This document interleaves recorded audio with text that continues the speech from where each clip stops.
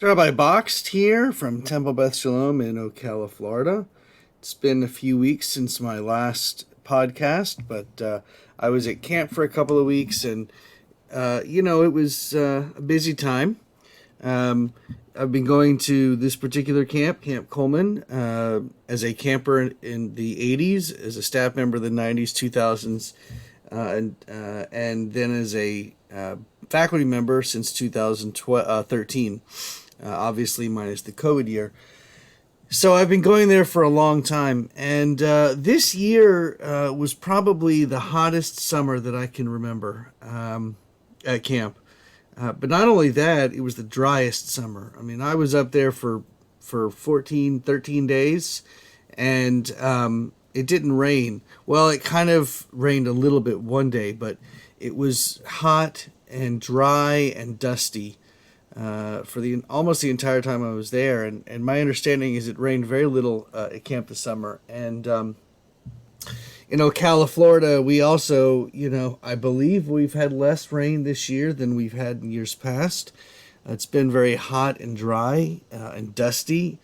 So it's. I was grocery shopping today, and I was talking with the clerk at Walmart about the fact that Floridians, people who move to Florida, don't move to Florida because of the summer, and she said, "Well, I'm born and raised here," and I said, "Right, but if it was 12 months of summer, you'd probably consider moving." And she goes, "No, no, no, Florida's paradise." And there were so many different directions I could have taken that comment, but I decided to stay away from hot topics and just talk about the fact that, I'm from Columbia, South Carolina. My wife's from Houston, Texas, and at least, it's not as hot here as it has been in Houston, which has been experiencing probably one of the worst heat waves or years in their history. And this is becoming pretty common in the United States of America, probably worldwide, is that we're experiencing this heat like never before. We could get into all of the reasons why, climate change, etc., but I don't really want to get into a political discussion, especially when there's no discussion. It's just me talking. But what I do want to talk about is the fact that I spent about 2.5 or 3 hours today setting up emails to go out to my congregation, which is something I do twice a year. The month of Elul, which is the month just preceding Rosh Hashanah, which is a time of reflection, and myself and many of my colleagues put together these different writings and quotes and thoughts that we send out. As we have a Google Doc that we share with each other, and do it obviously also during the counting of the Omer. But as I was doing this, I kept thinking, oh my gosh, Elul, the 30 days preceding Erev Rosh Hashanah, begins on August 18th, which is in 10 days. And, while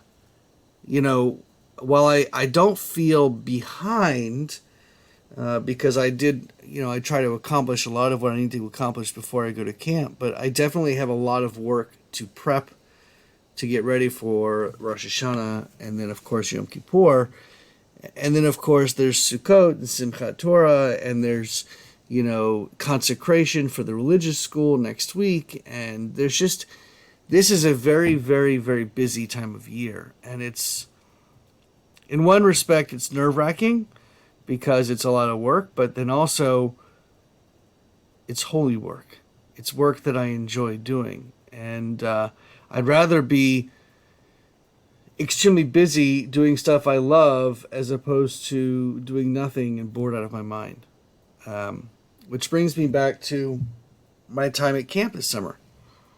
So camp was very wise and contacted the Institute for Southern Jewish Life and had a curriculum created for their Jewish educational program, which is really an immensely important part of the Camp Coleman experience. I mean, I remember when I was a camper, the Judaic part of it.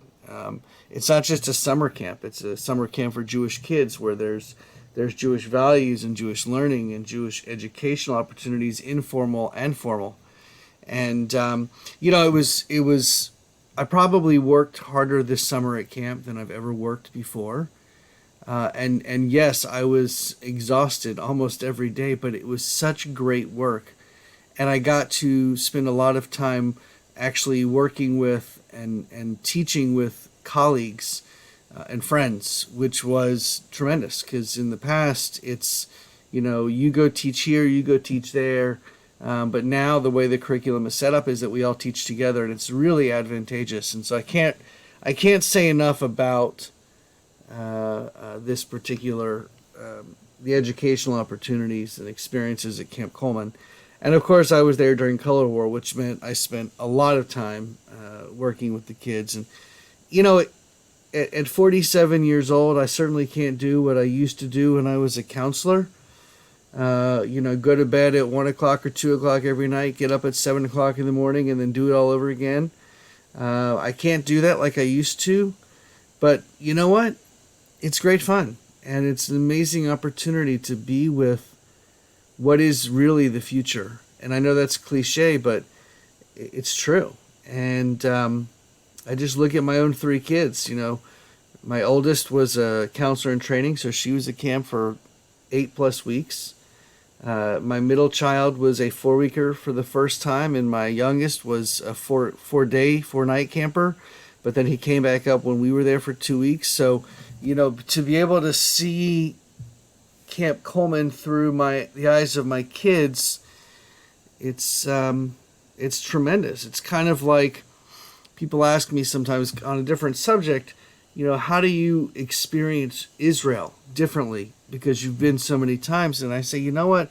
When I take people to Israel, it's intentional. And I take people oftentimes who've never been before. So I get to experience Israel through their eyes. And it's kind of like seeing camp through my kids' eyes. It's almost like seeing camp for the first time, just like it's almost like seeing Israel for the first time when I go there and I'm with people who've never been before.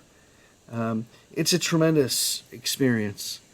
There's so many things about being a rabbi that are blessings, that really do make my life completely fulfilled, Jewishly, spiritually.